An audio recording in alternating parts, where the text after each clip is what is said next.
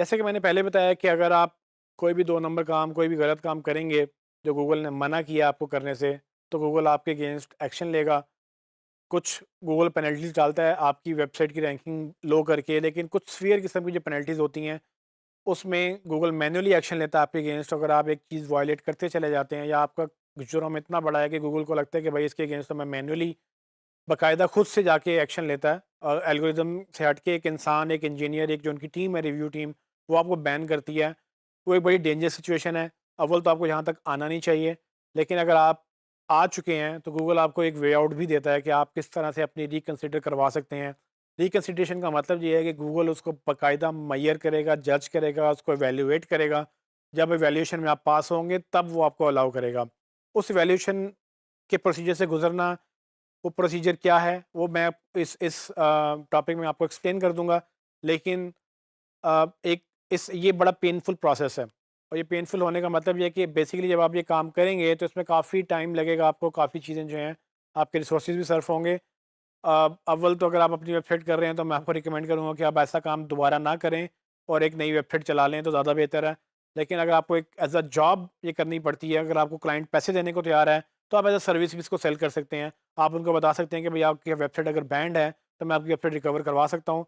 आप इसको अगर स्टडी कर लेंगे प्रॉपर्ली तो ये आप एज अ सर्विस सेल कर सकते हैं, क्योंकि ये बहुत कम लोग हैं जो इस सर्विस को बेचते हैं। सो क्या वो टॉपिक्स हैं, तो मतलब ये डिटेल में मैं आपको लिंक दे दूँगा जहाँ से आप जाके पढ़ सकेंगे। मैं ओवरव्यू आपको समरी में बता सकता हूँ कि ये क्या-क्या गूगल कहता है। सो गूगल जब भी आपको बैन करेगा तो आपकी वायलेशन की बताएगा कि वो क्या वायलेशन है। तो आपने रिकवरी के लिए बेसिकली क्या करना होता है कि आपने वो वायलेशन जो है जहाँ-जहाँ जिस-जिस पेजेज़ पे वायलेशन हुई है, वहाँ से आप वायलेशन ख़त्म करेंगे और वायलेशन की सेवेरिटी क्या है, उसकी नेचर क्या है, वो अब आपको पता है। ये गूगल ने जो आपको एरर दिया है वो आपको पता चल जाएगा कि किस तरह से आपकी वायलेशन हुई है। उसको आप रिमूव करेंगे सारे पेजेस से पर से। उसके बाद मेक श्योर करेंगे कि वो पेजेस जो हैं गूगल को क्रॉलेबल भी हैं, इंडेक्सेबल भी हैं, गूगल उनको एक्सेस कर सकता है। जब आप ये काम कर लेंगे तो आप उसके बाद अपना जो है कंटेंट गूगल को रिव्यू के लिए सबमिट करेंगे। सबमिट करने की गूगल कहता है कि 3 मेन शर्तें हैं कि आप पहले उसको एक्सप्लेन करेंगे गूगल को कि आपकी क्या गलती हुई थी, इश्यू क्या आया था जिसकी वजह से आपकी वेबसाइट जो है वो वायलेट हुई है।